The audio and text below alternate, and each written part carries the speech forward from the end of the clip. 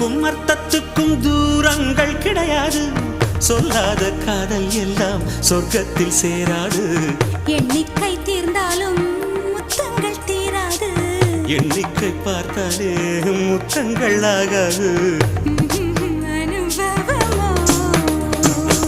என் வீட்டு தோட்டத்தில் பூவெல்லாம் கேட்டுப்பார். என் வீட்டு ஜன்னல் கம்பி எல்லாமே கேட்டுப்பார்.